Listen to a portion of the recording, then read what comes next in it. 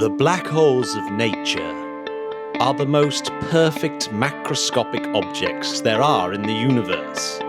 The only elements in their construction are our own concepts of space and time.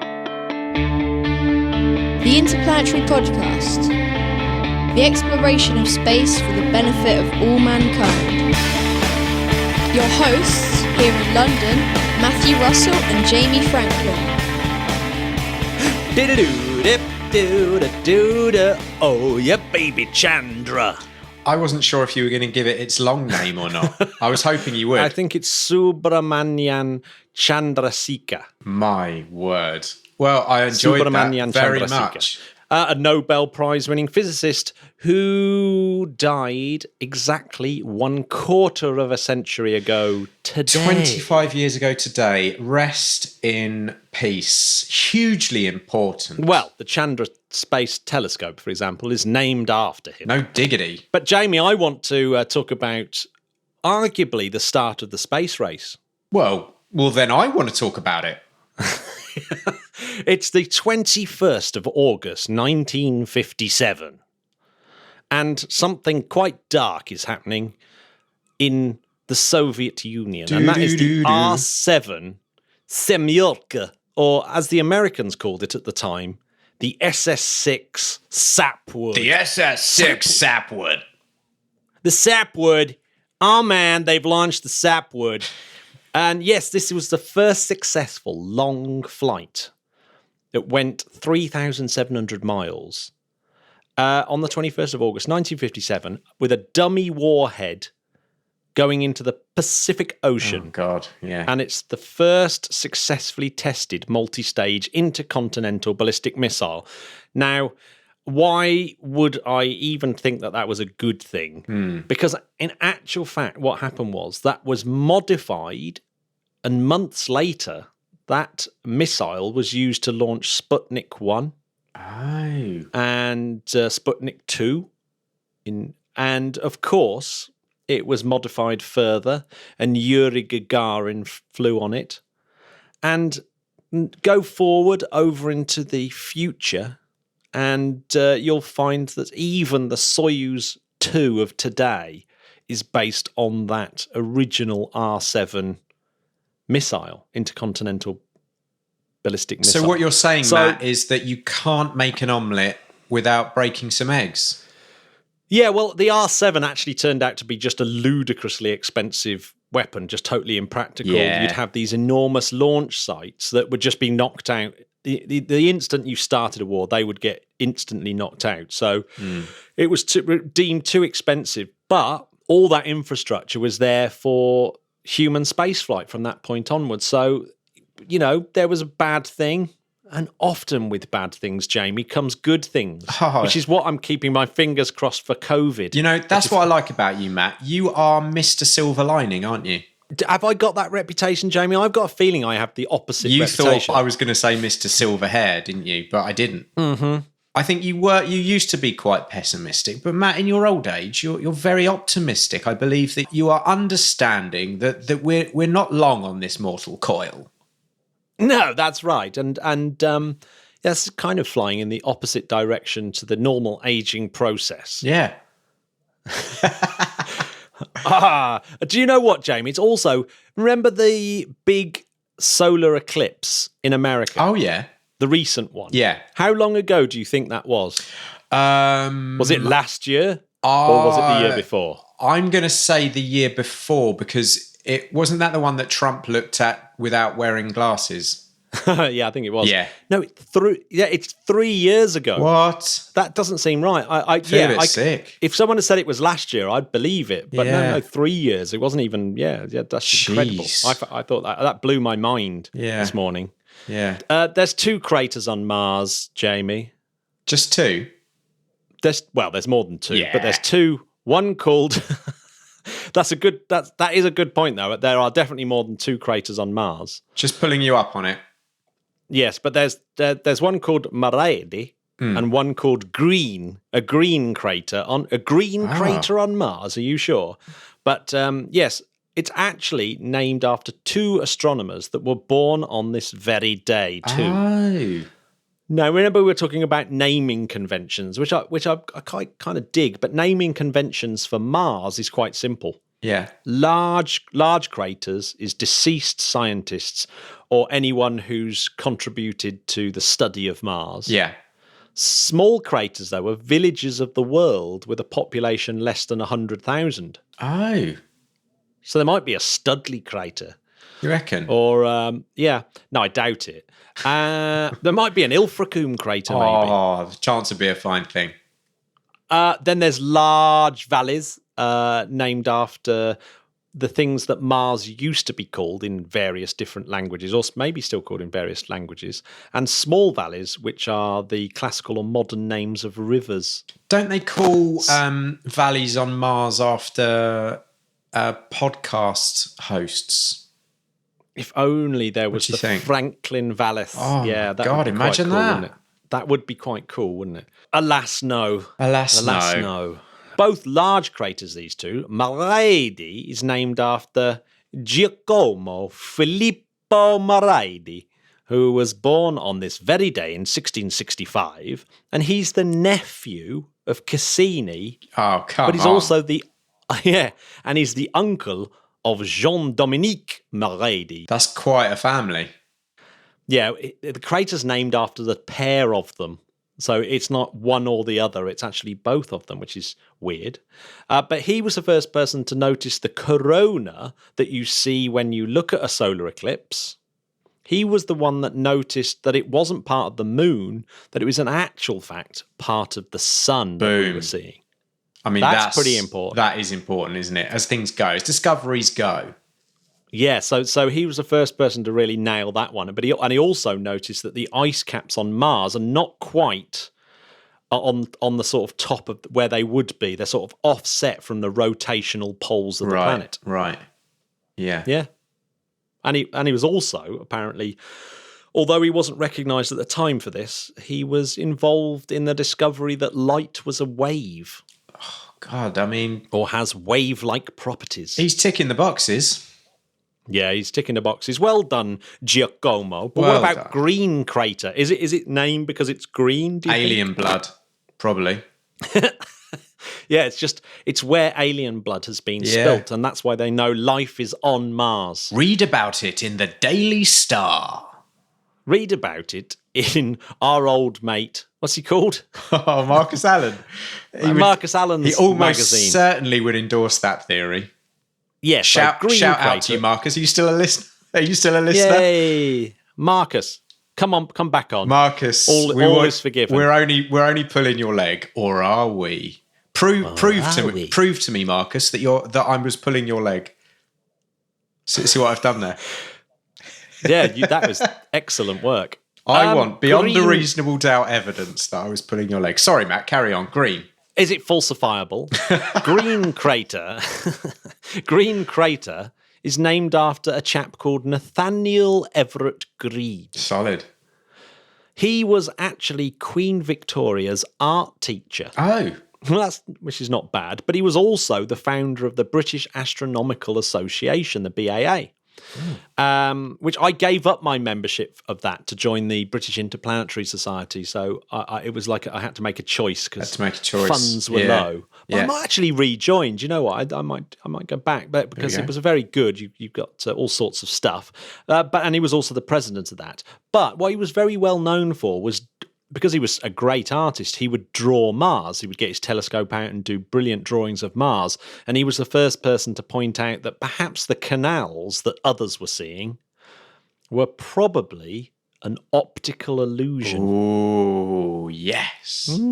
Yeah, how cool is that? That is super cool. The big news, I think the big science story that I liked this week, though, Jamie, was one involving a giant star. A giant star, okay, yeah, I'm listening. A giant star. So back in 1295. Yeah, I remember it. You remember from history, obviously. Solid year. From your GCSE history, you remember that Marco Polo was returning to Venice after visiting China. And right at the same time, deep in the bowels of Betelgeuse, or Betelgeuse, however you would like to say it, was bubbling up something quite amazing. And it was bubbling up. But just when I say giant star, so Betelgeuse is 1,000 times the size of the sun. So if you plonked it in the middle of the solar system, its photosphere, i.e. the sort of where the light actually shines from, would engulf the Earth, probably engulf Mars, and maybe even go out as far as Jupiter. That's how big this thing is. Damn. So it's absolutely enormous. That's big. But it's only 20 times the mass of the sun, so it's very gaseous. It's far less dense than the sun, but it's 7,500 times brighter. So you'd have to have a pretty serious sun cream if you were to visit. It's kind of like me and you having a chat after you've been for one of your Birmingham curries, because you're full of gas, but you are much brighter than me. I don't think that's true, Jamie. You have a marvelous brightness that shines through. Oh, shines through every episode of the podcast. Wow, I mean, 199 to date. Crazy things. Crazy times. Whoa. But anyway, Jamie, remember a few months ago we were talking about the great dimming of Betelgeuse, or Betelgeuse. It's dimming, which, so everyone was going, oh my God, it might be about, she's about to blow. Backman, she's going to blow. So everyone was getting quite excited that we might see one of the most spectacular supernovas.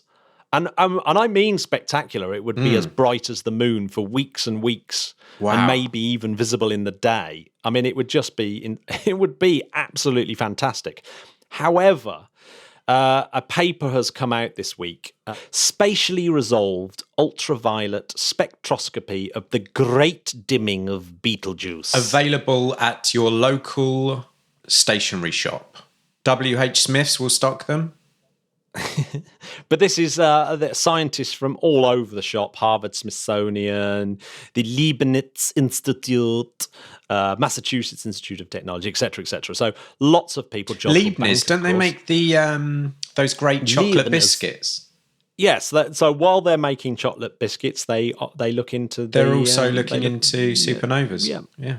Looking into supernovas. Yeah, Jodrell Bank was involved in this as well. So this is a major piece of a major astronomy paper, but it's trying to explain why there was this great dimming, right? Okay. And they used the Hubble Space Telescope. Now Hubble and Betelgeuse are almost like they're being designed for one another, because Betelgeuse is close enough that Hubble can actually resolve the star, so it can actually make out surface features of the star. Okay, which is absolutely phenomenal, right? Wow. So it's very, very, obviously Betelgeuse is very, very big, but it is close enough, 725 light years away. And of course, that 725 light years is why I mentioned Marco Polo, because this was all happening through our telescopes at the beginning of this year, but was actually happening when Marco Polo was going back to Venice after visiting China. So even though it's close, it's still a long way away, and the light has taken that long to reach us. But so Hubble was watching it, and they noticed that before this dimming, there was actually the photosphere was expanding, but expanding in a kind of weird place. Yeah. And the Hubble Space Telescope actually looked in the ultraviolet spectrum at this thing and was able to pick out, using something known as the magnesium-2 line emission that was coming from the chromosphere, that there was a sort of bulge coming out of the southern hemisphere.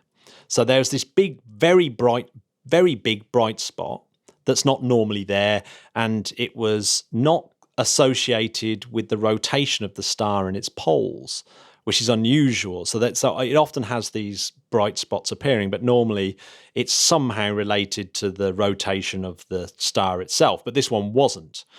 And what they think has happened, if they were looking at the K line, which is to do with iron, and this magnesium-2 spectrum line, and they think that there was this pulse or acoustic shock within the star. Right.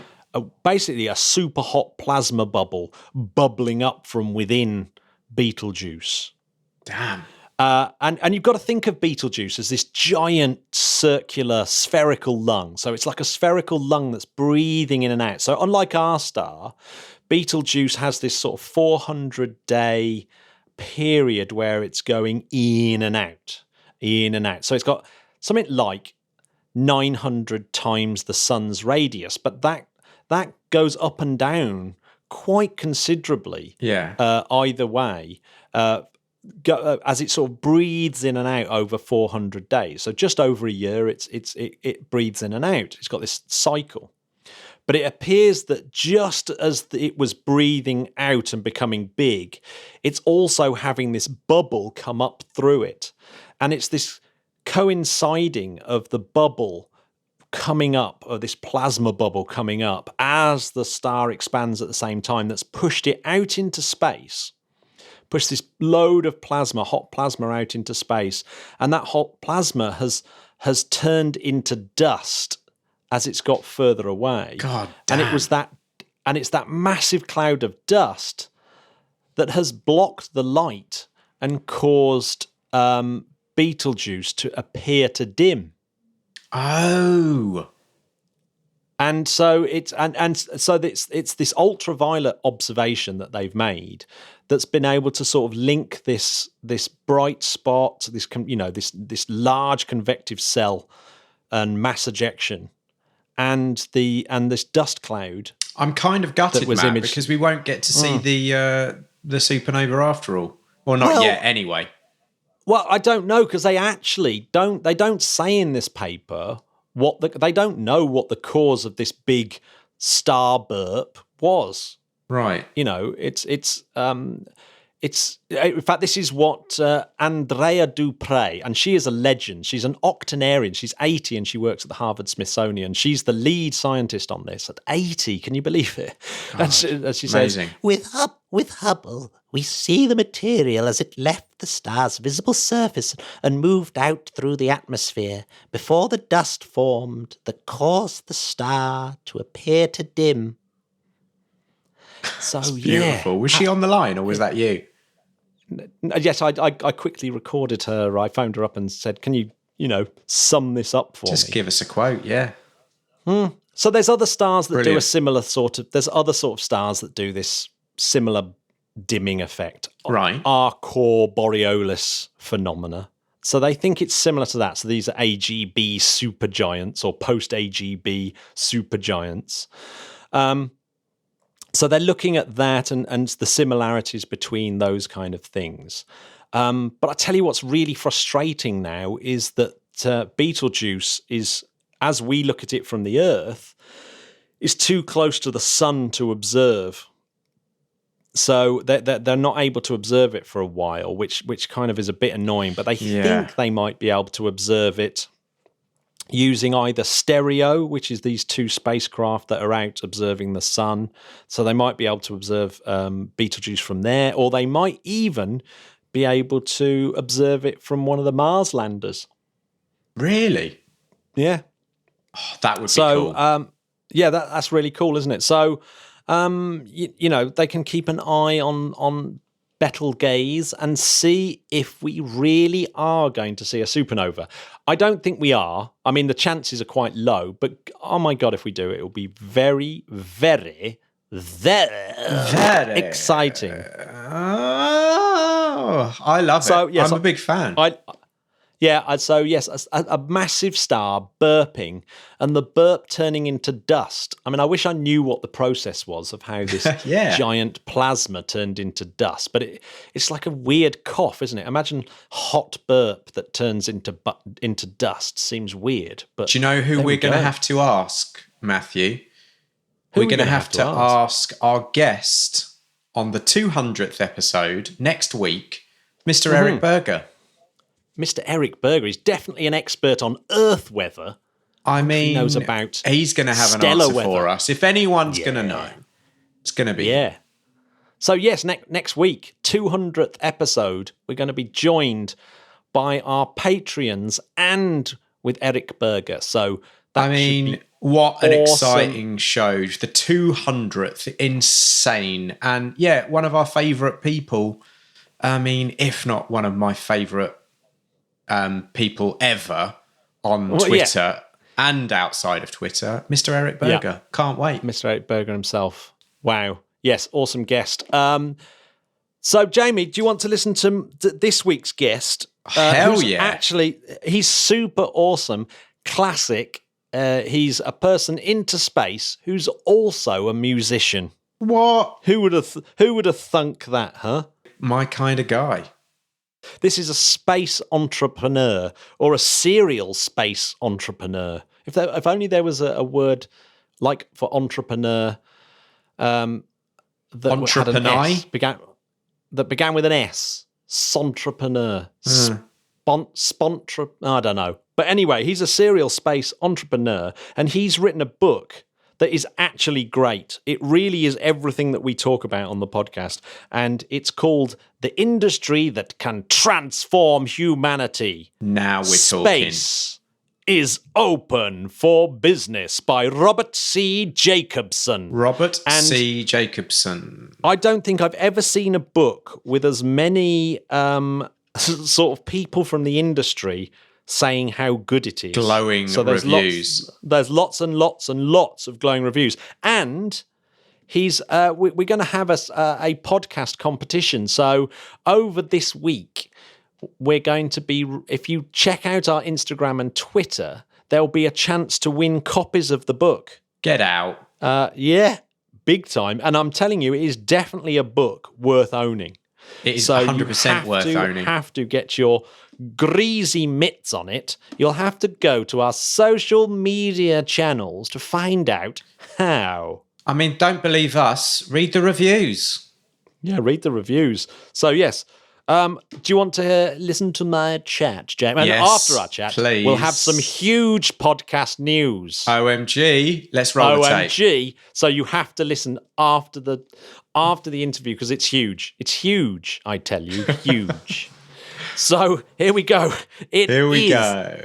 Kutai. The Interplanetary Podcast, putting the ace back into space. I'm here with Robert Jacobson, who has a new book out. Welcome to the show, Robert. Thank you, Matt. Great to be here today on the Interplanetary Podcast. Yes. I've been checking you guys out for a bit, and I love what you've continued to create. You've got a new book out. Can you tell the listeners just a little bit about it? Because I actually think this is just about one of the most up the street of the Spodcats book possible. Give us a quick synopsis and then I'll dive in with some questions. I'm I guess you could call it an astropreneur and an investor in the space sector. And I wanted to distill some of my experiences from the past decade plus, and kind of in some way I was trying to solve my own problem, was creating a guide as if it were 10 years ago, getting into the industry, was there a guide, which there wasn't.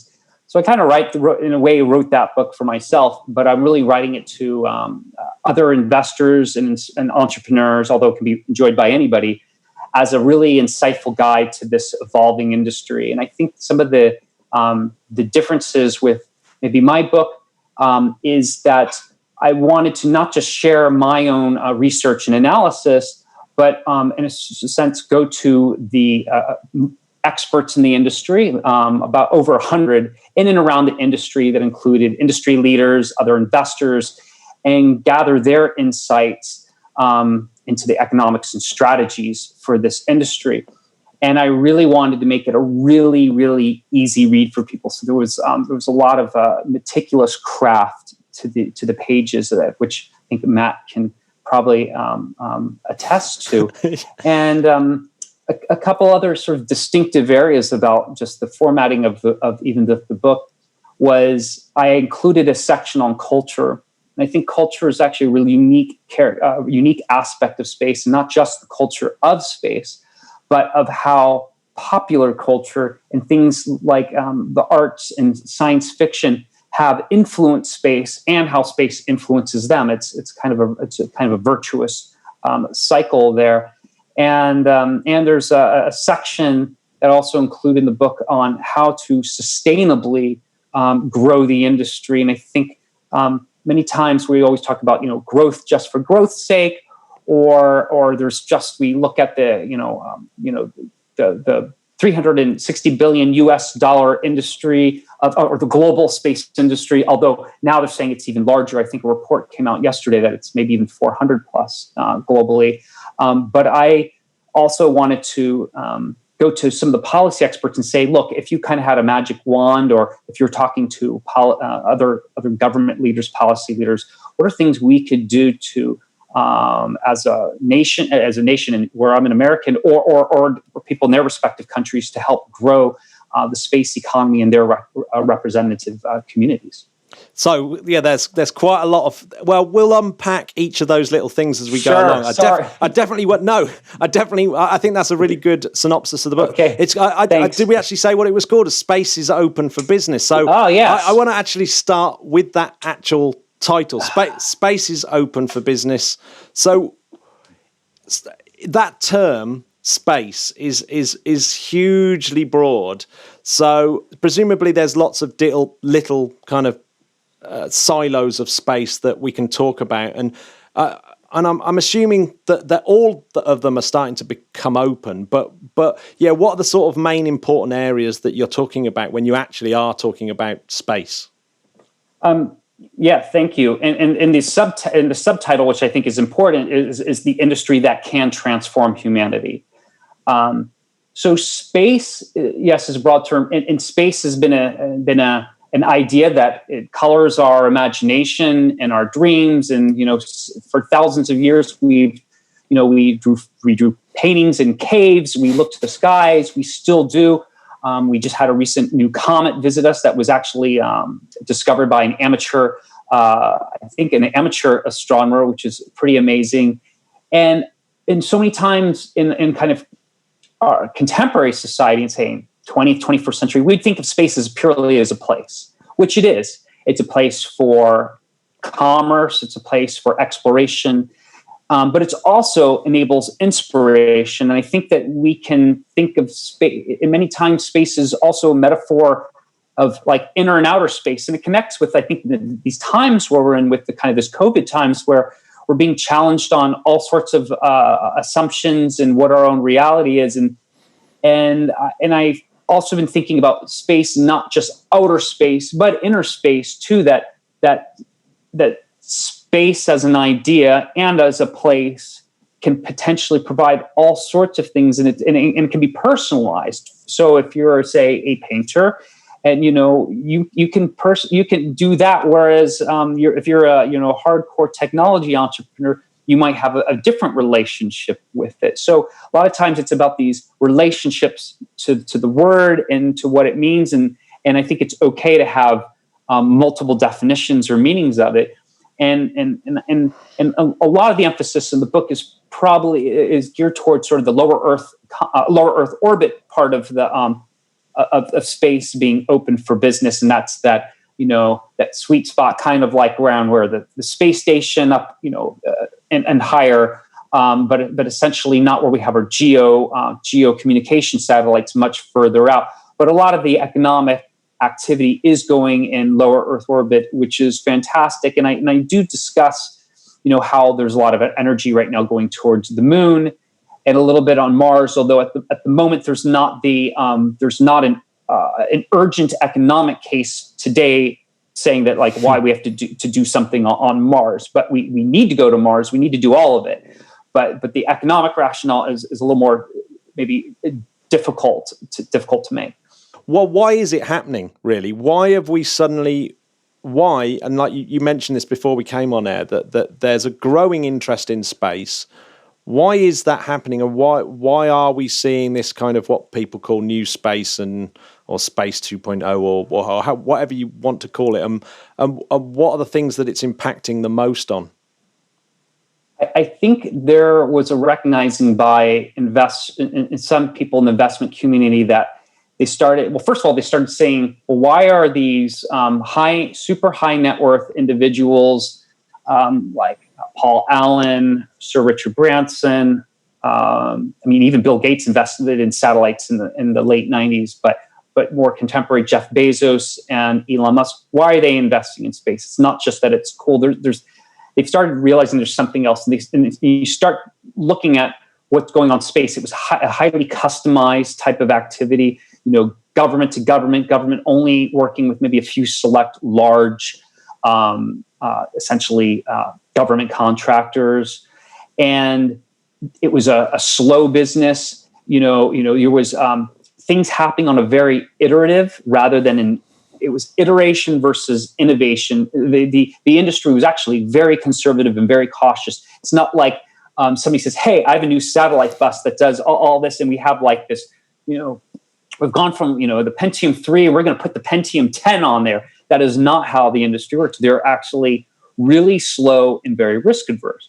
So investors, I think, and some entrepreneurs are saying, hey, maybe this is a little bit opportunistic, saying, look, there is this energy going. There are some things that we can disrupt. And it's kind of like you start poking going, oh, okay, it's launch right now.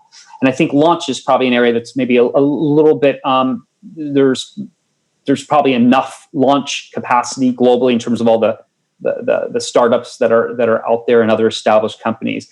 But then they start looking at the edges going, okay, well, what are the rockets carrying? Okay, they're carrying satellites.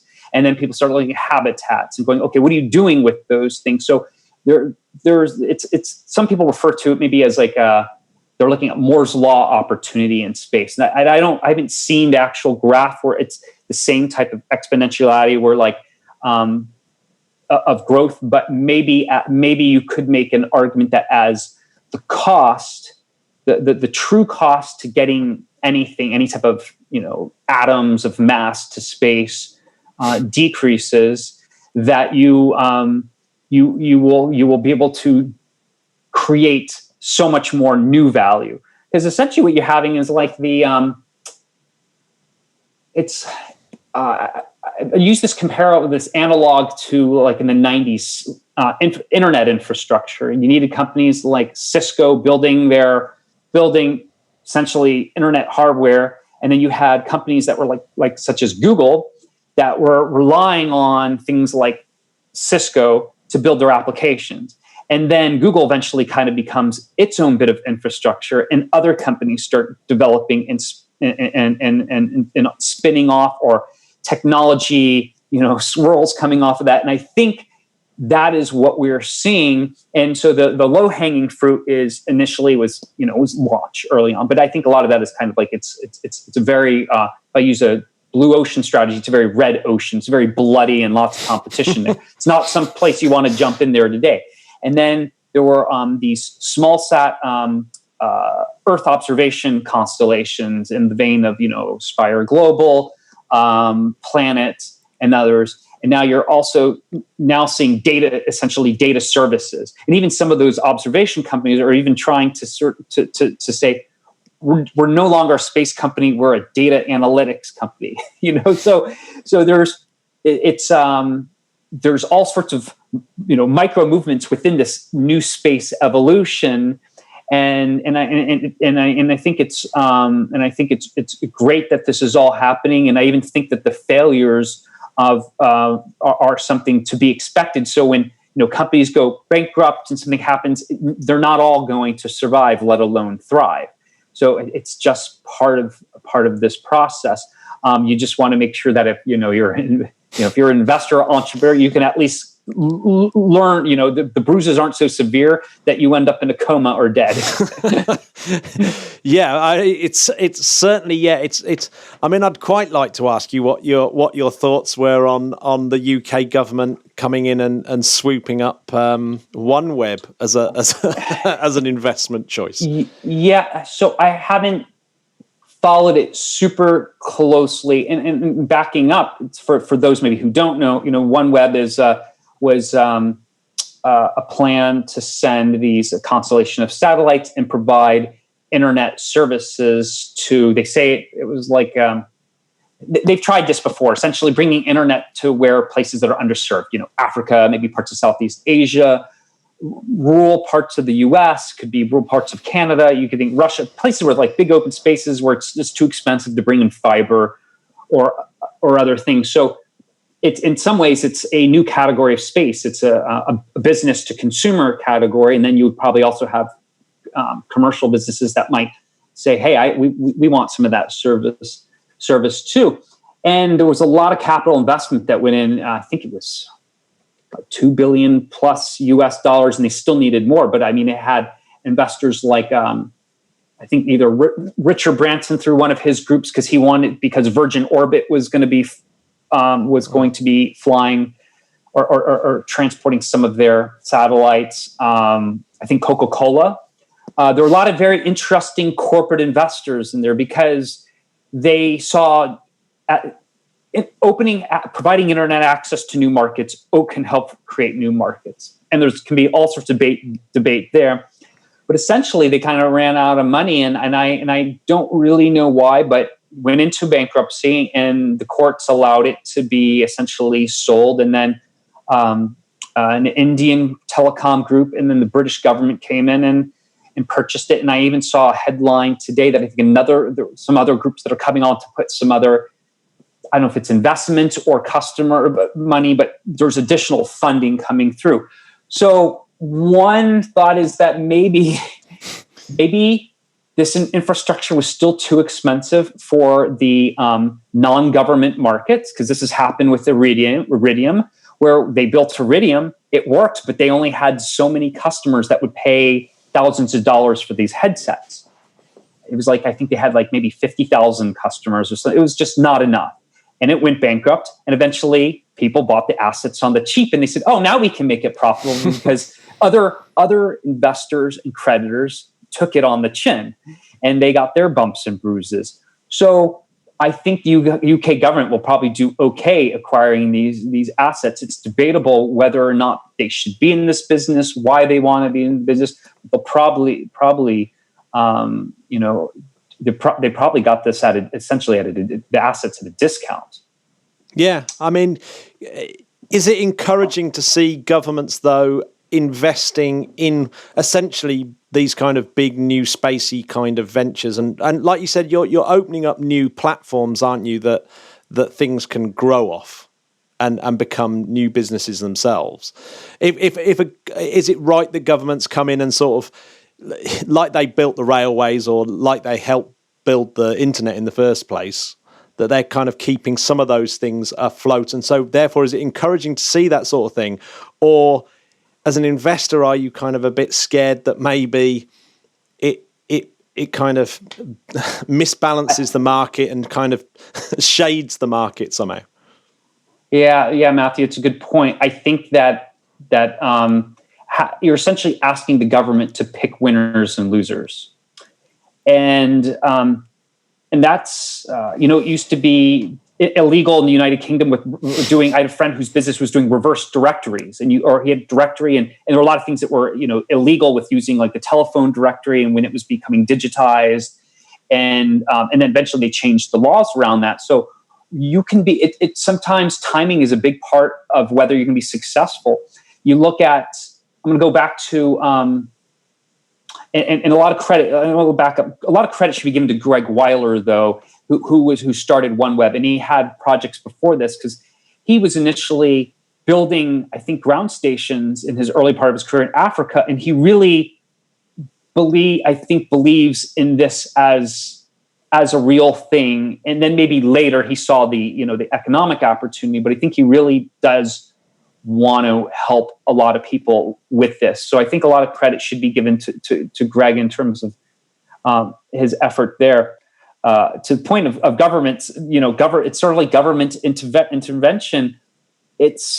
I'm not sure what I think and I do talk about this in my book and more the policy, in a little bit of the policy area in towards the back after the main text is is I think what has been more successful is when governments use seed funding, small amounts of grants. And it's like maybe different than the United States. We have like these SBIR, these innovation grants to encourage small businesses. And some small businesses just try to survive on these type of grants. But I think if government can use almost like work, maybe teaming up with groups that are like maybe incubators or something. So there is like a vetting process. They're not just handing out checks to any company that comes in, but doing innovative things like maybe competitive things, like using competition, I think is actually kind of a way. You have some rules, you guarantee there's going to be types of funding. U.S. Air Force has been doing some of that. I mean, they've done some events where they said literally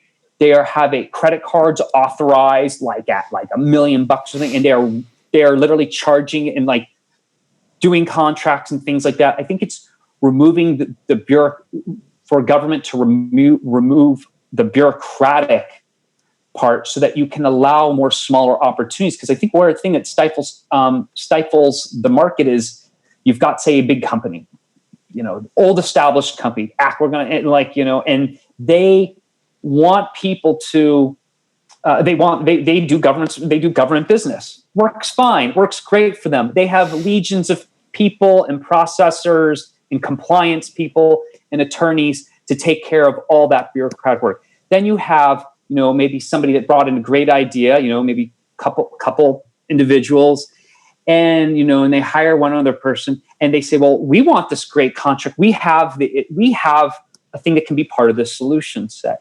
But they look at the process and the time and the resources that it takes to even get in the game, and and they either spend that time trying to do that, and then they can't do other things. It becomes a choice, and that's why sometimes smaller companies do go to the venture capital markets, because venture capital might say no most of the time, but when they do say yes, the funding can happen very quickly. So I think government does not do a great job in picking winners and losers, but I think it will work on improving its processes and making itself more efficient, which is difficult because it's like a Dr. Pete Worden, the former head of NASA Ames, which is the NASA center in Silicon Valley, coined this term that called NASA self-licking ice cream cone. That essentially, it's about the organization perpetuating its own existence. It's not really optimizing for efficiency. And so I think if government wants to play in this, maybe at earlier stages, they might get burned more but if they're seeding a bunch of opportunities, and maybe there needs to be studies on this, and there probably are studies, like when you seed maybe in a market that maybe it's not necessarily a place that has an existing space infrastructure, how many jobs are created, how long does that money truly last for until they need follow-on funding. I think government can put some things to help these smaller businesses along, but just going in and trying to pick large infrastructure projects is I'm cautious. I feel very cautious about jumping into that if I were on the government side, but I'm not I have no interest in. So yeah, in terms of that investing as an investor in space. So if I thought to myself, right, I want to go out into looking at space investment, investing in space, what's actually a really good thing to be looking at right now? What's the kind of hot area?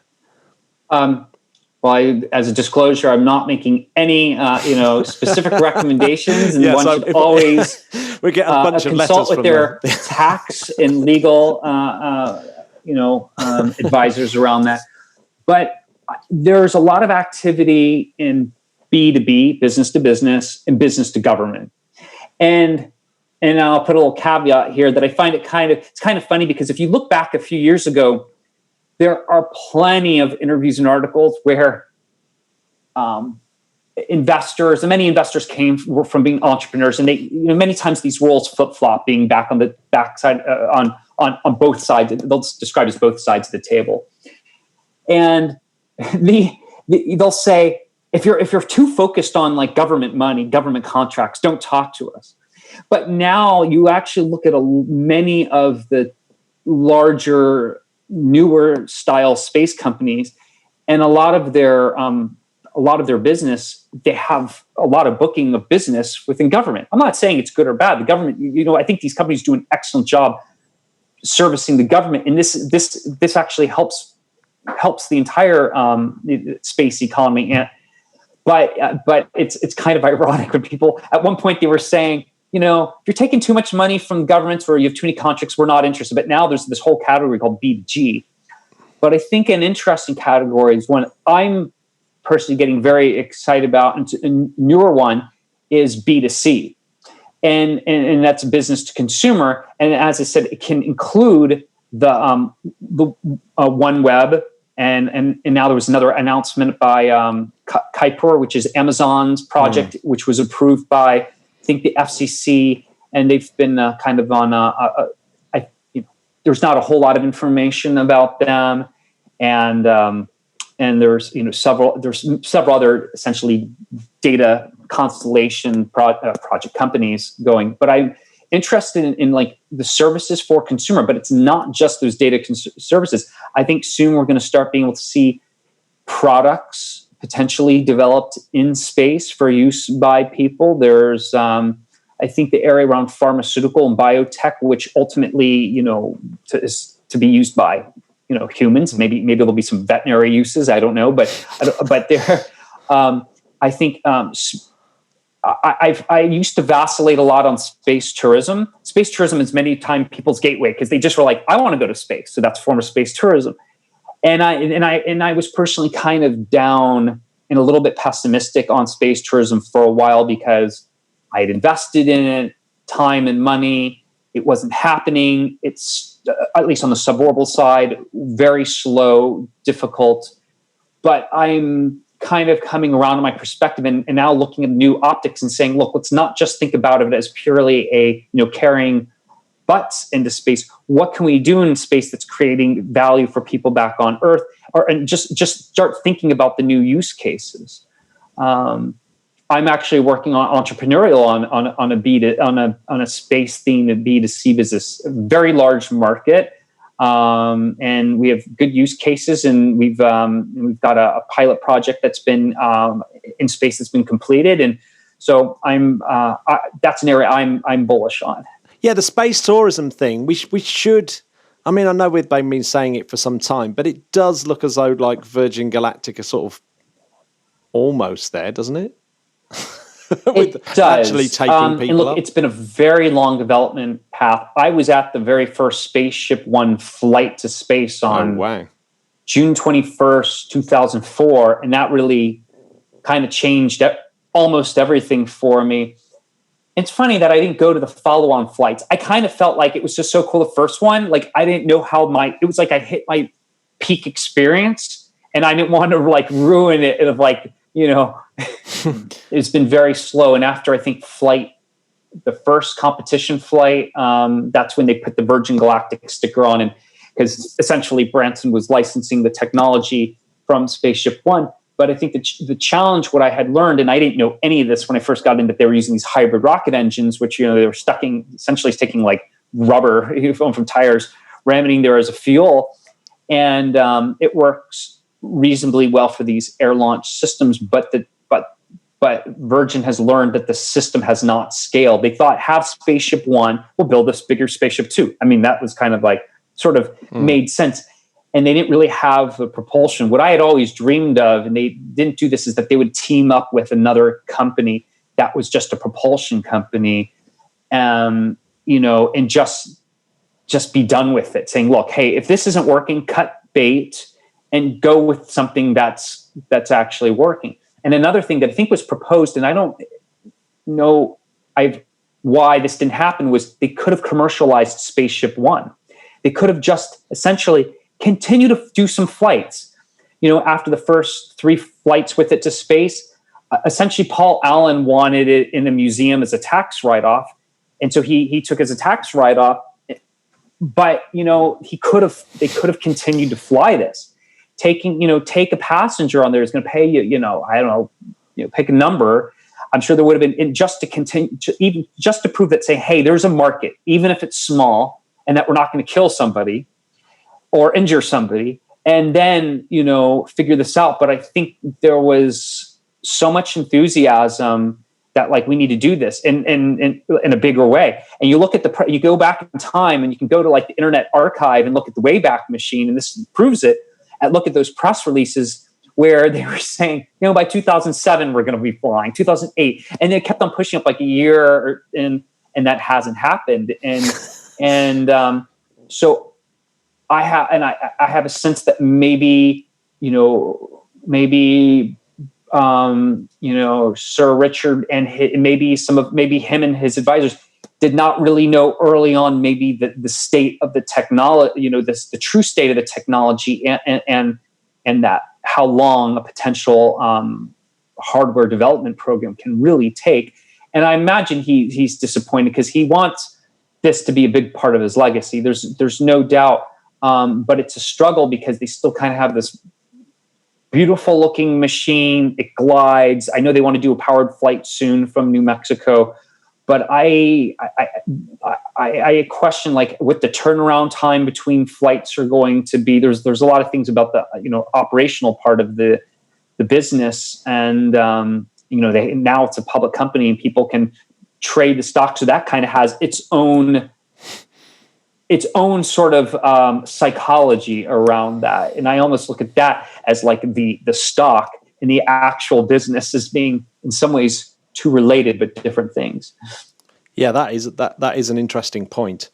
I mean, the book is very much in the vein, from what I've read so far, in the fact that you obviously want space to happen as a big thing, and you want it to happen. It seems almost for the good of mankind, in terms of you want to see space opening up because it's really the last kind of economic place we can go to sort of generate wealth and prosperity, I guess. With that in mind, what do you see are the sort of roadblocks in the way, and what do you see as the way that people voting for governments or people just in their own home can kind of change attitudes to try and push those barriers out of the way? Yeah, I think that the sector sometimes has a difficult time telling the story of space. We have these amazing people stories when they whenever there's a new documentary on, let's say, Hubble. There's a new one from the BBC that came out, I think, in April or May. It's excellent, and I can't think of the title, but the BBC did it, so it should be easy to find. And that's a 30-year-old instrument. And I thought that, I was like, I thought I knew everything about Hubble. And they put out this new documentary with new photos. Just blew my mind. My wife and I watched it. Just like, wow, And I think the storytelling aspect, because humanity, we're social creatures and we're all about stories. And I think we need to improve the story about space. Maybe the first part of, or maybe the second half of the 20th century in the space story was about the Cold War and space, and in space does a beautiful thing, where it can inspire competitive instincts in a great way, but also allows for cooperation. And I think, as one of your previous guests, my friend Rod Pyle, has talked about, like, co-opetition. And which is kind of, or people sometimes say having frenemies, they're both like your friend and you're also kind of competing with them. I think not so much an enemy, but now we've got this competitive process going on with commerciality, and they're competing for contracts and they're competing against each other, which is good. We're sort of still, as a species, as a civilization, still in the place where we're competing is kind of, it's ingrained as kind of part of us. There's still a lot of us sometimes deal with scarcity mentality. It's like, and there is finite resources on Earth. However, in space, or at least in the solar system, it is not infinite resources. And that's one thing people from the space sector and many advocates will talk about the unlimited resources of space. There are maybe unlimited resources to some extent when you talk about the universe. But we need to frame it where we're first of all thinking of ourselves as residents of the solar system, not just on planet Earth, a spaceship, which we are passengers on spaceship Earth, which we need to do a much better job caring for and preserving, keeping it the blue planet green, as my friend Jeff Grayson would like to say, and a spaceship that's traveling through the solar system, and we are visitors, and we should be able to explore and properly use. And there's a great paper that I referenced in my book by I think he's essentially an astrophysicist out of Harvard named Martin Elvis. And him and his co-authors basically looked at a few sort of key industrial ores. They took like iron and say, let's measure how much ore is there in the solar system. And if we're at a continual, let's look at growth rates over the past 100 years. And if we continue on the growth rate, how long would it be until we used up all the ore? These are iron ore. Good question to have. I mean, and they essentially come back and say, look, if we continue on like our current growth rate, we could kind of like use everything up in the solar system in like, I think it's like 300 years. What? I don't remember the number. I mean, because what they're taking into account is the way technology is, the exponential growth of technology and some of our needs in our electronics for use of rare earth elements. So they essentially say that, look, we need to start planning now the smart use and actually set aside, set aside the majority of the solar system as wilderness. The balance of it we use for materials and industrialization, which will be plenty. And as humanity grows and evolves, we'll get better optimization of those precious materials. And essentially, it allows us so that when we become interstellar, we have that opportunity. We don't just use it all up.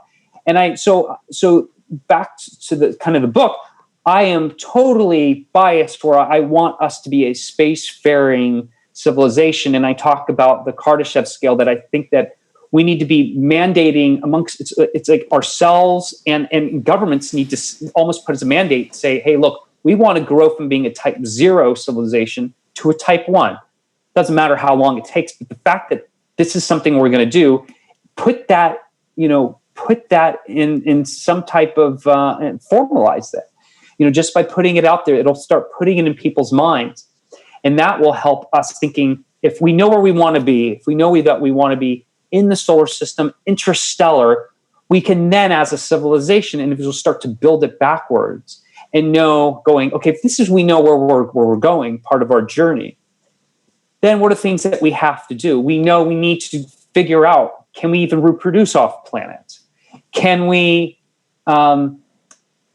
need advanced propulsion, way better than current chemical rockets. So then we can start to at least reverse engineer. And when we go through this process, we're going to develop tools and techniques and things that are going to benefit us here on Earth, because the conversation for the near term definitely has to include, how does it benefit us here on Earth?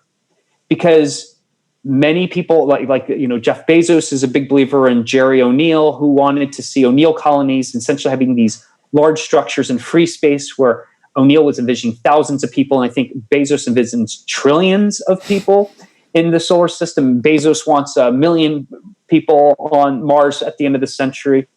I'm somewhere in between there. I think the idea is we get, let's just say we have 8 billion people on the planet right now. I think we should, have 5 billion people in the solar system, and it's been measured that that Earth can sustain optimally about 3 billion people. And I'll recommend people check out a book called "A Planet of 3 Billion" by Dr. Christopher Tucker, who was the recent head of the United States American Geographer Union, something like that. He's a academic and entrepreneur. I think he was an early advisor at Planet, very aware of what's going on with space. And I think we have to essentially, going back to your original question, it's like getting back to the story. What are the benefits of us here on Earth and in space? And it's complex, but there are many tangible and intangible benefits that we get right now, we're going to be getting in the near future from space-derived assets. And there are benefits as we go out. And it's just not, I think it's like such a big clunky thing. It doesn't get articulated sometimes super well. I describe in my book, I have a term that I coined that people are free to use called ROIII. And that's return on an investment, innovation, inspiration. And that's one of the things that space can do. That has the financial monetary return, innovation, and inspiration. I hope I took addressed most of your points in that question. There was two awesome points in there, and because I'm really into this idea at the moment of having destinations of that humans need to tell ourselves, here's a destination that we want to go to. Now we can draw a map there. But it seems we're just always too busy firefighting that we never actually decide where we want to go. And I think it's a really good point with space. If you just said we want to get to a Type 1 civilization, just something as simple as that, I'd never really thought about that as being a kind of destination, but it works really well. The other point that I thought was brilliant is I've been sitting here thinking, obviously, and I think a lot of people are worried. One of the things, you're obviously the old Fermi paradox and the great filter. I often think that maybe the great filter is that you can never have enough resources to leave your planet successfully because the planet just can't sustain to that level. But now you've got me worried thinking, oh, well, maybe it's not the planet. Maybe it's the solar system bit that you can rattle through all your resources in the solar system and nowhere near get to being interstellar, because interstellar distances are just insane. There's true concern about that. We could actually do a really great job of settling and having people and robots living in perfect harmony in the solar system, and then when we're kind of ready for human interstellar flight, we don't have enough resources, and that would be just such a tragedy. It's a tragedy I'd not thought before. I'm going to have a sleepless night now. Oh no! but there are those. I was on a call with someone who. I won't name them, but they work at NASA, and he was very hopeful that. Now, hope doesn't mean anything. The hope doesn't mean anything. It has no worth in that sort of way. It's just an opinion. But he said, from what he is saying, he believes that there is going to be technology, essentially, maybe even coming from. He didn't say this, but he was almost applying like new discoveries from physics. That might be, potentially around the corner, maybe like, say, a generation that could open up things like interstellar and basically advanced propulsion. Because unless we should work on life extension, we could work on all these parallel issues. Don't make any assumption that any one thing is going to be our silver bullet. But the idea of, freezing embryos or just downloading us into a computer and shipping us off on a little spacecraft on a laser for 10,000 years. And, these things I'm going, okay, they're novel. They might have some pilot projects, but I don't see that as being the way to kind of truly expand our civilization. And amongst all these incredible challenges, and it's great that there are, researchers looking to that.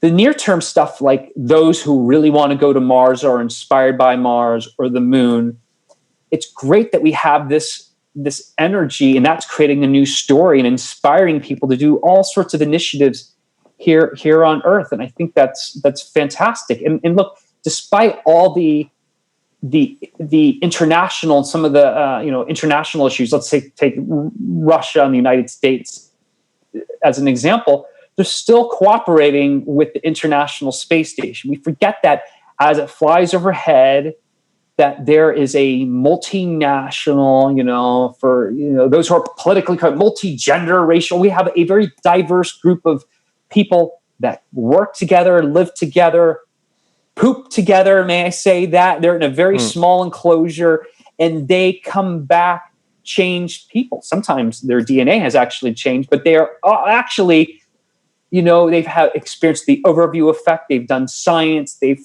talked to kids. They probably don't even know how many lives that they've touched. What child decides to go into a certain field because of something that they saw from an astronaut. So I think having this human presence in lower Earth, permanent presence in lower Earth orbit is so incredibly important, and continues us to teach us how to just, at least attempt to behave like maybe proper humans with each other. Like it's sort of almost the idealization, like going, hey, we can cooperate in space, then maybe we can get through this, because it's kind of a proverbial poop storm here on Earth on how the heads of state kind of rattle their swords, or they say no, you can't do because of technology transfer rules, you can't cooperate with these scientists.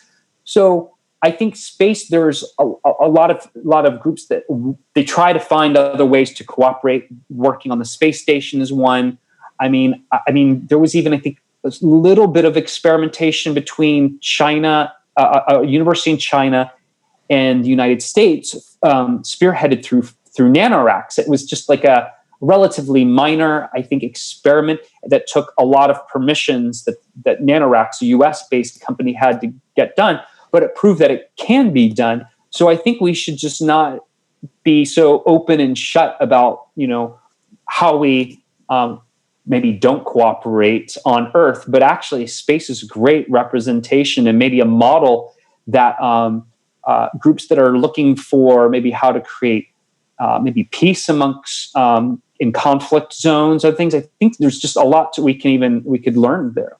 Yeah, things going even back to the Apollo-Soyuz missions, they were considered very groundbreaking in thawing the Cold War, as it were. Is thawing or heating up the cold? I don't know. Yeah, but yeah. Well, basically, just that they were doing something together, and there was advanced technology available. Like I would like to actually hear. I've never really heard how in those early days with the Soyuz programs, weren't they ever concerned about the Soviets stealing U.S. stuff or vice versa? I mean, they had to do things like docking, and there were all these things that they probably had to share some type of intellectual property, so they didn't kill each other, or kill the respective astronauts and cosmonauts. Yeah, well, I think the same thing with things like the Europeanized Soyuz launches out of Kourou. You'd think that they'd be. It's quite hard for them to sort of hide the like you said, the intellectual property. But I guess that's it, isn't it? You have to have cooperation. I think space is so big. It's good that you have to have international cooperation. It's a little bit worrying the sort of noises out of I guess Rogozin, who's not particularly pleased with the Artemis program and teaming up with the Chinese and things like that. So it's an interesting one. But like you said, they're still working really closely on the ISS. And I do remember being at some at a war memorial event quite recently here in the UK, and it was late at night, and they were showing videos of the trenches and stuff like that, and the ISS actually flew over, and I was actually thinking to myself, there's a Russian, a German, and a couple of Americans on board. It's actually incredible. I mean, it was like one of those things of where you couldn't make it up if you told the people who were in those battlefields like 70 years before, oh, by the way, they'd be doing something like that. Yeah, and it's yeah, exactly. And that people, they're saying, look, this is your mortal enemy. You have to kill this person, and now you're cooperating with them. It's so I think space has a lot of representational models that we can probably learn from, maybe de-escalating conflicts. And I think it's a beautiful thing what we've seen right now. We've got three missions to Mars. And so Mars is going to get a little bit crowded with some new robotic activity, which is great. And I'm thinking about I'm increasingly impressed with United Arab Emirates, and they've had an interest in space for a while, and they keep investing and reinvesting in this mission. They made a big point that it should be an inspirational part of the point, and they're trying to reach out to people and culture outside of their own borders. And I think that's really I think that's very useful. Yeah, is there Are you ever concerned by, because right at the beginning of the year we had a chap called Robert Jacobson on, who was talking about how crowded low Earth orbit is getting, and how seriously in need of proper legislation and actually thinking about that this is a finite resource, and really we're thinking too much about investment and not enough about sustainability in that sense. Does that worry? Does the kind of sustainability, because what you don't want to do is shoot yourself in the foot before you've even started, right? True. And it's true. I mean, debris is, if we just take the debris issue, it's challenging. We haven't had like the oh my gosh, this is the accident that caused the world to really take action, because as you alluded to earlier, Matthew, is that humanity tends to be very reactive than proactive on issues, storms, pandemics, and our civilization and governments can do a much better job at sort of like planning, things, or at least, and having better discussion. I think some of my sense is that some of just the current forms of discussion are not necessarily keeping up with the pace that the investment and the commerciality of all this is going. So take like the United Nations, they have these councils and they have these meetings. It sounds very impressive and things get done, but it's all kind of very slow and sometimes not as practical.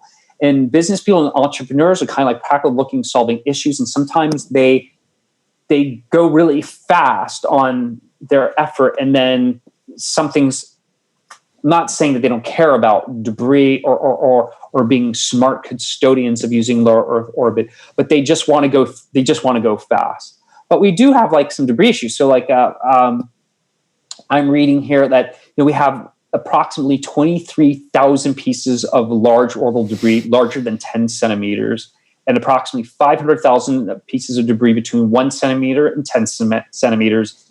And then this is kind of crazy, 100 million pieces of debris smaller than a centimeter. But when you have things moving at 35-ish thousand miles, kilometers per hour, that anything that would hit you or something else can inflict damage. So I think there needs to be proper addressing. A personal belief is that all new satellites should have a real, if they're a low Earth orbit satellite, they should have a way they're either going to be burned up in the atmosphere or recycled. They should have just a more robust end of life plan that maybe, and we should be dealing with these things. But unfortunately, the commercial side is still kind of slow on debris because there's not a lot of economic use cases. There's a few companies that are doing tracking, and there's some that are that are involved with orbital debris. And they might be today doing that, but there's no customer yet. I don't think there's a government that'll sign up and say, hey, we're going to pay to clean up someone else. They'll say it's someone else's mess. Or how do we know that paint chip came from ours? Right? Yeah. Well, presumably it's also a little bit awkward if you want to go clear up a Russian satellite, you're not allowed to touch it, even though it might be dangerous, right? Yeah, exactly. So I think I think we need to be more proactive in these discussions about how do we, what is the minimum amount of debris we're comfortable with. It seems like right now it's just about kind of growing the amount of debris. There hasn't been a globally decided threshold. No. Presumably there's not been, the analog for that would presumably be say an oil company. The oil companies haven't really been asked to pay, clear up the mess of the downside of the oil industry. Yeah, that's a great point. They call it externalized costs. When a factory or a power plant creates whatever it's creating, whether it's energy or a product, you can't just keep everything in the factory. The emissions have to go somewhere, and it's usually into a waterway. There's a waste stream. And until we better, again, as a civilization, I think part of this is factoring in these externalized costs now we have the tools to measure, and we sort of can say, gosh, so many people get affected by, they get lung cancer, they get asthma in urban environments. So we're now getting better job at measuring. And space has been tremendously helpful because we use satellites to measure all sorts of things into how the planet is changing. So we need these observation systems, but now we also need to also start figuring out as a civilization, how do we better control these? Buckminster Fuller, who was the thought leader, architect, designer, had coined the term spaceship Earth. He created that phrase where he said, there's like no pollution. It's just like an underutilized resource, which it was a paradigm shift in thinking. But right now, if I start my petrol-based internal combustion car, I can't just stick something on there and capture things that come out of the tailpipe and say, "Oh, I'm going to take that to like the bank and turn that into some pounds." I've got some carbon monoxide. Do you want to buy it off me? Exactly. So I think we're at this transition point where these things are being addressed. I just think they need to happen faster because we have the climate change issues and governments change every few years and liberal democracies. And I think space has to become used to the idea of resiliency to weather through these things. Like, if for several years in the term, if the spending is less, on space, just developing resiliency. And I think it's a theme maybe that just us as individuals can learn. If we're dealing with a COVID situation, COVID pandemic type of situation, what can we do to maybe we can learn from even astronauts who've been in isolated environments to better deal with our own personal forms of resiliency. It's mental health, physical health is helpful for us to be productive, to do these things that we want to do to help us evolve and then contribute to, society. So I think there's a lot of layers there. Yeah. So if I was going to sum up the book from what I've heard, it's kind of, there's a little bit of the roadmap to how to get to a Type 1 civilization and how you think it's panning out so far. Is that a fair assessment? I think there's definitely some of that backed with some of the current and recent activity to sort of show that this is not all just fantasy or a fiction story, and also to inspire even those who say, well, look, I'm not a venture capitalist. I don't want to build a space station, but I really love space. There are also ways that I talk about how it interlocks, and this is kind of the cultural element of how one can get involved or they can do new things. I'll briefly touch on a newer business that I don't think I'd mentioned in my book, but I know one of the founders of it. There was a company called Space VR, and they initially wanted to create. I think they were initially wanting to put either cameras inside. They wanted to put cameras, VR cameras for virtual reality on the International Space Station. And then I think they kind of pivoted to doing a free-flying satellite to give people the idea of this overview effect. Great concept. Put on VR goggles in here on Earth, feel like you're going to space. And they've further pivoted, and I really like this pivot, is that they have built the world's first, or it's a waterproof VR headset. Now, why waterproof?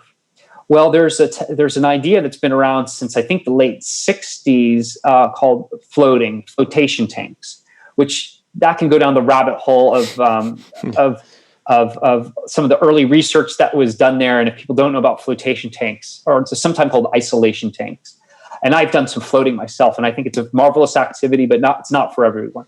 And they are now putting people inside these flotation tanks. So think of it as a bigger bathtub. It's enclosed, so it's completely dark, and you wear earplugs, so you're trying to get most of the sound out, unless you might have some tinnitus or which a little bit of guys who've been around loud music have been around. Oh yeah, big time. And you put on some earplugs, and the water is warm to just about your body temperature, and they put in a whole lot of salts. And you start to, so when you climb into this thing, it's a little bit slimy, but essentially you're floating on top of this. And when you close your eyes, once you get relaxed, the idea is almost recreating like being inside the womb again, and you're weightless. And when you kind of zone out or fall asleep, you can fall asleep and not drown in these things. You start to feel like you're weightless. You don't feel the edges of your fingertips or your legs or your torso. It's a really marvelous feeling. So they have now this idea: you put the VR headset on, and you're in. And I don't know what the visual footage they're currently using, but I think they're now either, I don't know if it's through a licensing or franchising, but they already have these, I think, at flotation centers around the world. And this can be done solo, so you could probably do this safely in a pandemic type of situation.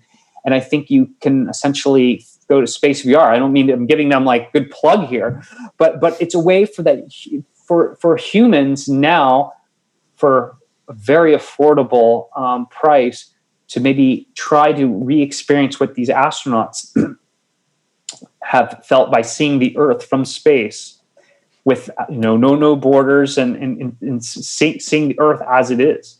I've got a couple of frivolous questions that we always wrap up our interviews with, and one of them is, if you were to bring back a dead hero, someone that's long passed, and to bring them back and say, look what we've done so far. Look at how incredible space is, or how incredible modern science and the world is. Who would you bring back? Who would be the person you go, yeah, they'd dig this? I think it has someone. I was talking about this person just a few days ago with my wife. It was a slightly different question, but it was Benjamin Franklin. Yeah. Yeah. He was this, I mean, sometimes an overused word, Renaissance person, but he had so many interests and accomplished so much. And if he had the tools of digital and like space, I mean, who knows what he would have enabled or started. Yeah, he's He probably would have had a podcast. He would have had podcasts with you. He definitely would. You know, one of my favorite things of Benjamin Franklin. Funnily, I gave Jamie, who's a Jamie Franklin, I gave him Benjamin Franklin's autobiography because I just thought it was so amazing. The bit where he moves to a new town and sets up this thing called a junta, which is this idea of a sort of debating club where you're not allowed to be emotionally attached to the thing that you're debating. I just think that the world could really do with like little junta spaces now where people could sandbox their ideas and talk about things and have other influence. And he did it so he could meet all the influential people. I think it was in Philadelphia that he did this, and he did it so he could meet all the really influential people and get in with them and learn as much as possible. And he's really great. Yeah. I love Benjamin Franklin. Yeah, I think what you're speaking to is we've been in a time where I think humans are emotional, but we're also able to cooperate. And it's great that we can express ourselves and our feelings, but we have this rare ability to cooperate, and a lot of other species don't have that ability to negotiate and cooperate. And I think we really need to, it would be helpful if we ourselves, before, I'll say this, before we send that, late night email or whatever it is, just say, am I being rational or not? Because so many times, especially I think in this heightened sense of this pandemic, it's very easy to get in an irrational state, and sometimes makes us do things that we regret. Yeah. Well, I mean, Twitter and Facebook are certainly really, really, because they're the kind of, they're even easier than the late night email, aren't they? To just rant and yeah, true. I think you just lose your mind on those platforms. It's bizarre. Yeah, but bring back Benjamin Franklin. I don't think he'd be impressed by Facebook. Well, there's a tool that I use on Facebook. It's Facebook won't like it. I call it. It's called. It's like Facebook. It's the extension called Kill Newsfeed, and it's got like a cross that goes through Facebook. And when you run it on your I think it runs on most of the browsers. when you open up Facebook, essentially nothing is there except like if you want to post something, everything else is blank. Yes. And it's kind of beautiful because it makes you forced to think about going like, oh, what is my friend Matthew doing today, or some what's going on? It's like it kind of makes you think before you do on Facebook, and you don't see the news feed. Oh man, I need that in my life. Well, that's the third revelation.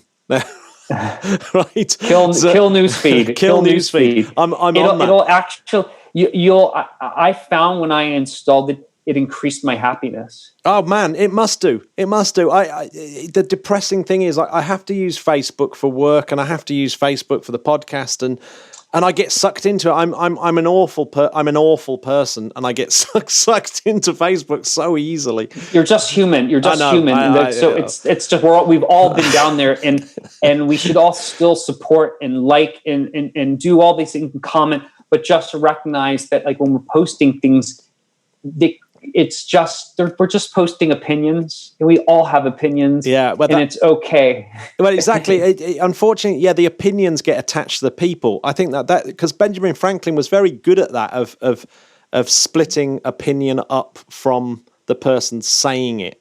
And that's what I found really inspirational about him. That's why I really liked him. I've got the final frivolous question, because we spent about half an hour before we started recording the interview talking about music. So hopefully you'll be able to, because it sounds like you're an exceptionally talented musician.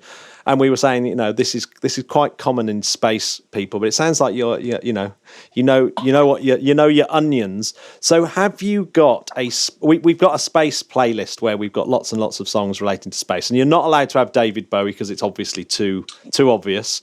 But have you got a space related song that could, well, hopefully give the optimism about space? What's your favourite space related song? No Bowie. Oh. Space-related song. Can it be? Is it possible? Could be instrumental? Yeah, I know, absolutely. We got a bunch of instrumental stuff on there. I mean, this is. Yeah, I mean, for me, and he's a personal friend, but he's also just. I mean, I discovered his music before I got to know him as a person, but the music of Ben Monder, first album I would suggest for those who are looking for something kind of space qualities, it's called Excavation. I think it's from 2000 or 2001. And I'll put the little, maybe a little subtext, or the footnote is his very first album is called Flux, which is an incredible recording, but it's definitely not for most listeners, but it's an incredible recording. And, but Excavation, and you hear the first track, I think, what is the, I'm almost going to look at here in real time because it is just such a beautiful. The opening track, it's just fantastic, and when you hear it, he collaborates also a lot with a vocalist named Theo Blackman, whose own music is actually can be very otherworldly, and they've done solo albums separately and together. They have a duo and do stuff ensemble work, and their music is sometimes beyond category. And this composition that I just love the opening of, when they do a fade in, it's a solo composition. When you hear it, and it was recorded, I think, live, you'll go, how did he do this? It's called Mistral, and that's Mistral by on the album Excavation by Ben Monder. And it is and it's the opening track, and then the final track on the album is a beautiful rendition of "You Are My Sunshine." And I don't know, is the song "You Are My Sunshine," is it popular in the UK? Yeah. No, I think all US songs make it popular in the UK. Okay. Yeah. But he does a really heartfelt rendition of "You Are My Sunshine" is the last one. And I think Sunshine in some ways is connected with space because, I mean, gosh, we have like mothers singing, so many times mothers sing this song, or to this song about sun, and we are, and like probably all of us, including the Earth, we're made of stardust, as like people think like Carl Sagan said. So we have all these references. Sometimes we don't even think about it indirectly to space. You Are My Sunshine. Like, okay, what does it think about? Like it's kind of heavy. Yeah. Well, yeah, it's so true. I've noticed that the second song on the album's got a great name, Lucius Pangolin. How about that? That's he predicted COVID-19. No, I think I heard a story that with some of his titles, he likes to just go into like either medical dictionaries or just dictionaries and find really cool sounding words, something like that. I recently learned that window pane, which I did not know. I've heard the piece for a long time was actually a reference to LSD. Did not know that. Apparently, there was like this way of putting LSD into your eyes, which I've not done LSD. I don't know, but apparently there's this thing about how they would use droppers and put it into your eyes. So going down the cultural rabbit hole here. So. Yeah. Well, I wonder if Pete Green used to do that, and he passed away this week. Oh yeah, Pete Green, from a musician from Fleetwood Mac. Exactly but right. Matt, I really appreciated being able to really enjoyed speaking with you today. No, absolutely my pleasure. And I'm going to carry on working my way through this book. It really is, I have to say, it's extremely dense information-wise. When you were saying it was simple, it's I think it's really well written, but it's so dense, and you've got so many really, really cool people I noticed helping you out on it, and it's really good to see some of the names like Dennis Wingo and people like that appearing in various. Yeah, parts my good buddy Dennis. I love Dennis. We've had, Dennis is a good friend. Look, the book took a number of years to sort of craft, and there was a bulk of it which was sort of written, maybe say there's sort of two separate pieces. I kind of wrote a manuscript, and then in parallel, I interviewed a bunch of people, and then I took highlights of those bits from the people and kind of started inserting them into a big lumpy manuscript. And that's where my fantastic editor came in, and we started shaping this to make it really, really a good read, dense, but a very good read. And I'm taking some of those long form interviews that I did with people. Some of them were quite long, and I'm making all sorts of bonus content available for people.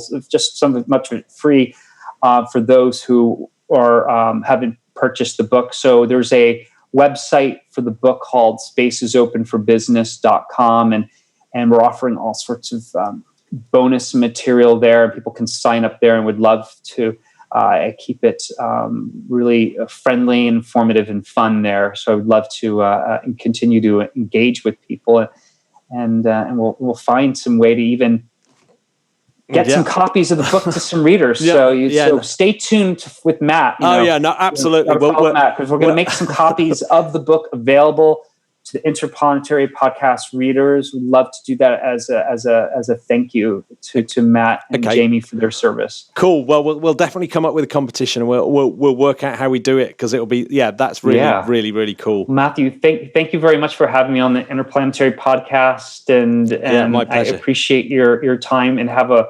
successful weekend. The Interplanetary Podcast is alive! So there he was, Mr. Robert C. Jacobson. I mean, I know we say this a lot, but what a legend. He is actually a legend. Yeah. I think he knows some people that you know, Jamie. You reckon? Yeah, well, he's mates with a chap that plays with Bowie. Whoa. So, I mean, like a as guitarist. if I didn't already love him enough. Yeah, exactly. You had to throw the B word at me. I'm absolutely smitten. So definitely go and buy the book. If you know that someone likes space, why don't you buy it for them? Yeah, it's a good book. It really is. I mean, Matt, let me ask you this. Is it too early to buy a stocking filler? I don't think it's too early to buy a stocking filler at all. I think now's a good time to buy a stocking filler. Great time. Before the world falls apart and we can no longer do it. Matt, where was that optimism in the beginning of the show? Well, talking about the world falling apart, Jamie, I'm going to let you tell the listeners the big podcast news. Oh my goodness, listeners, try to fight back the tears. But after next week's show, the 200th episode, I'm going to take a break. We've been doing this, Matt, for we worked out over 4 years now. this weekly show. And I absolutely love it beyond imagination. And I love all of you peeps have been so kind to us.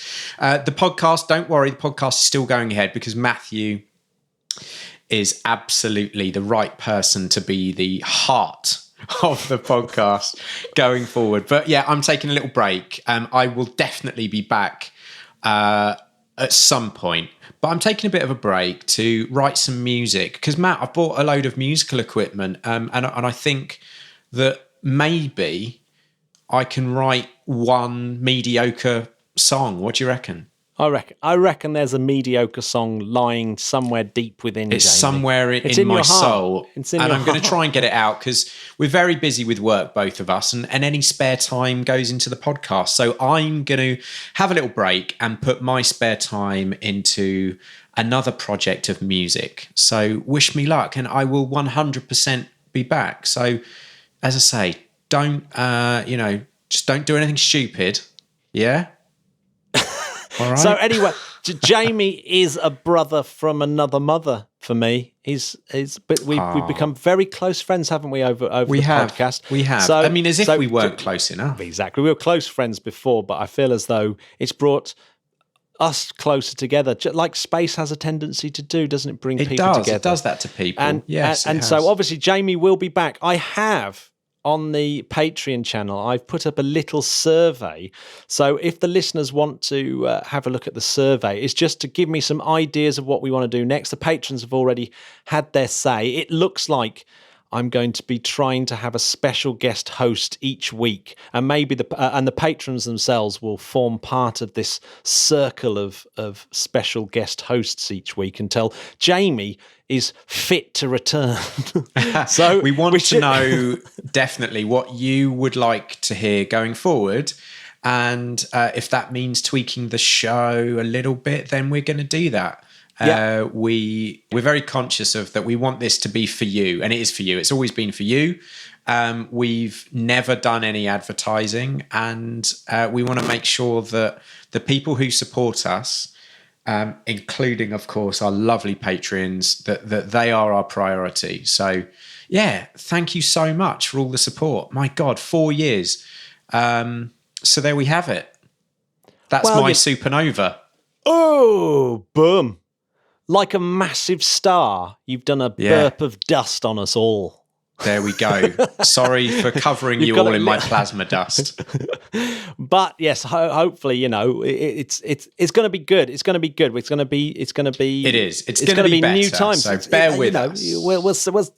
We'll just take it 1 week at a time. So 201 onwards. There's already some special plans. I've already got my 201 host. There we go. Up. Yeah, it's going to be awesome. That's it. That's it. Episode 199. That's our news. But listen. We will be back next week because 200th episode with, as I say, one of my favourite people ever, Eric Berger. We're going to get some of the Patreons involved. You can't miss that one because that's going to be just the best thing ever. Yeah, I mean that is an order, literally. Yeah, it is an order. So yes, if you feel as though you want to have a say in the shaping the future of the podcast, have a quick gander over at Patreon where you'll find my little Google form. It's good. I've already had some great suggestions. Give us some feedback. And some That's really what we're here for. Good input. It's really lovely to hear nice comments as well. Like, I mean, what other podcast, Matt, has the option to shape the show like that? Yeah. I just don't know, Jamie. This is beautiful things. This is unprecedented times all round. It really is. That's it, isn't it, Jamie?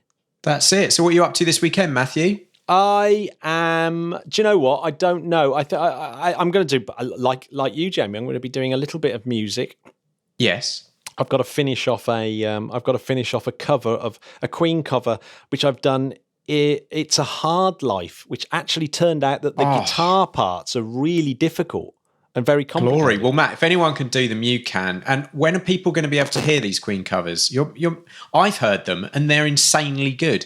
When are you going to stop depriving people? Well, do you know what?